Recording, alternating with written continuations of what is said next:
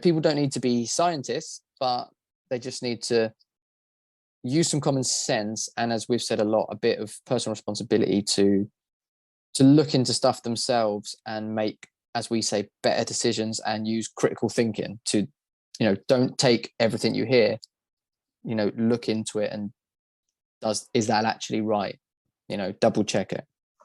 Yeah, for sure. And just to, mention what another thing in terms of the taking the personal responsibility and being just being open to hearing the actual evidence, the actual truth that mainstream tries to keep from you, because that is what they do.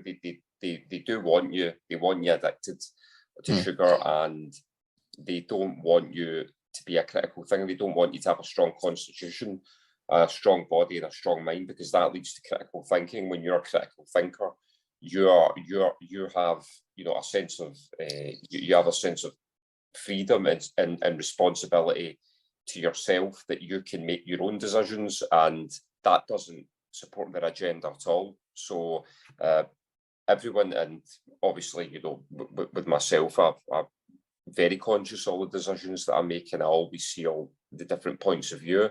But a lot more people need to get on that, need to get into that sort of that mentality, because it's not just going to affect them, it's going to affect their kids as well. And the thing is, it really doesn't have to be that complicated or even expensive. I mean, if you can imagine how much people spend on a weekly basis on Just Eats, I mean, with the amount of cyclists that you see out delivering these things, it's a fantastic business model, but it's absolutely horrendous for people's health. I mean, we're talking about 15, I'd say on average 15 to 20 pounds every Just Eat. And think if somebody has a Just Eat twice a week, including delivery, that's between 30 and 40 pounds, which is about 160, 100, that's potentially 150, 160 pounds a month. What they could eat and how much they could optimize their life if they cut that out and instead chose to live an optimal life and use that to eat well. They could eat well on that for a whole month, never mind 8 meals. So there is a way, and it's just about knowing what to do and how it all works, and what to focus on and what to leave out. So this is obviously very, very beneficial, but it all starts from being open-minded and being willing to take action. Absolutely. Yeah. People need to be open-minded. I mean, the reason we got to where we are is because we were open-minded. I used to think the same as the majority of people do.